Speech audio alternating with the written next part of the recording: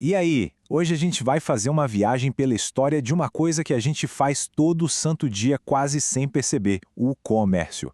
Vamos descobrir juntos como essa atividade que parece tão básica, na verdade moldou o nosso mundo de um jeito, bom, de um jeito bem profundo e muitas vezes surpreendente. Bora começar? Pode parecer uma pergunta meio maluca, né? Mas a resposta, olha, ela conecta aquele clique no comprar agora a milhares e milhares de anos de história. A linha que une uma concha, que já foi usada como moeda, e um pagamento por aproximação é exatamente a mesma. A nossa busca, como humanidade, por um jeito mais fácil e eficiente de trocar valor. É isso. Esse é o ponto central da nossa análise de hoje. Comércio não é só sobre comprar e vender. É uma força, sabe? Uma força poderosa que ajudou a inventar a escrita, que construiu impérios, conectou continentes e hoje está bem no meio da revolução da inteligência artificial.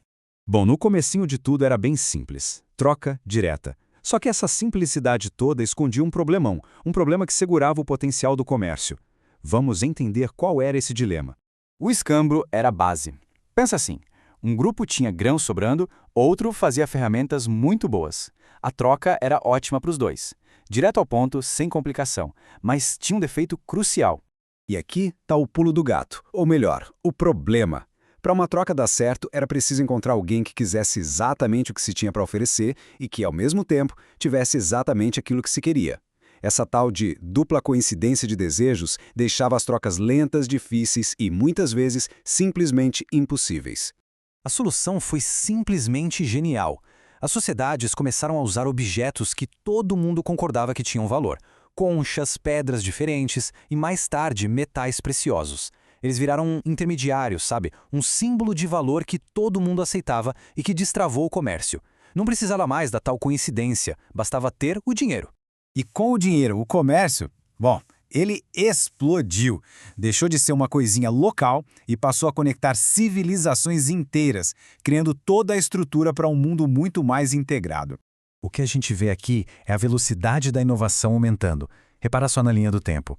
Lá em 3000 a.C., as primeiras redes comerciais. Aí um salto gigantesco com as moedas cunhadas, que padronizaram o valor. Mais para frente, no século X, invenções como as letras de câmbio deixaram tudo mais seguro. E finalmente, no século XV, as grandes navegações que amarraram o mundo todo num sistema global de verdade. É fundamental a gente entender que essa expansão global teve um lado terrivelmente sombrio. Durante séculos, o crescimento do comércio internacional foi movido pelo tráfico de pessoas escravizadas, uma prática brutal que se tornou uma peça central e muito lucrativa da economia de várias nações. É um lembrete de que a história do comércio é também uma história de poder e exploração. E aí, uma nova revolução mudou tudo de novo. Mas dessa vez, a mudança não foi só no tamanho do comércio, mas na própria natureza dele. Vamos ver como isso aconteceu. Com a Revolução Industrial, a capacidade de produzir coisas simplesmente explodiu. De repente, tinha muito mais produtos do que o necessário para sobreviver. E aqui está a grande virada de chave. O comércio deixou de ser sobre suprir o que a gente precisa e passou a ser uma máquina de criar e estimular o que a gente deseja. Isso não foi só uma mudança econômica. Mudou a psicologia da sociedade. E foi aí que nasceu a cultura de consumo que a gente conhece hoje. Dando um salto para tempos mais recentes, a tecnologia digital causou uma aceleração que, nossa, sem precedentes. Transformou um sistema que já era global em algo instantâneo, presente em todo lugar. Para ter uma noção do tamanho disso, olha só esse número. 25 trilhões de dólares. É o valor que o comércio de mercadorias movimenta no mundo, em um único ano. É um número que mal dá para imaginar e que mostra a importância dessa rede que conecta todo mundo. Pois é. A internet basicamente derrubou as barreiras físicas. O e-commerce permitiu que uma pequena empresa em qualquer canto do mundo pudesse vender para um cliente do outro lado do planeta. Essa desmaterialização da loja foi uma das mudanças mais radicais de toda a história do comércio. Isso nos traz até aqui, para o presente e para o futuro bem próximo. A força que está redesenhando o comércio agora mesmo é a inteligência artificial, que chega com promessas incríveis e, claro, com dilemas bem complexos também.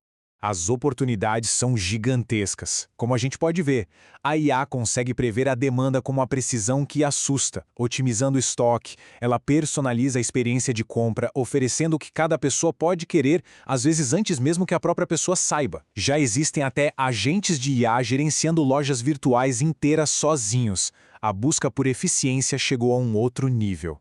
Só que essa mesma tecnologia que oferece tanta coisa boa também levanta umas questões bem sérias. Inovação é assim, né? Sempre vem com novos desafios que a gente precisa encarar de frente. E os desafios são grandes. Para onde vão todos esses dados que são coletados? Essa personalização toda não pode acabar virando uma forma de manipulação? Como é que a gente vai saber se a avaliação de um produto foi escrita por uma pessoa ou por uma IA? Existe uma necessidade urgente de criar regras para equilibrar os benefícios da inovação com a proteção das pessoas. E assim, a nossa jornada termina onde começou, com uma ferramenta. Das conchas do mar aos algoritmos de inteligência artificial, o comércio sempre foi uma ferramenta que a gente criou para nos servir. A questão que fica agora é, com todo o poder da IA, essa ferramenta vai continuar servindo à humanidade ou, em algum momento, ela que vai passar a nos controlar? É uma reflexão que fica para todo mundo.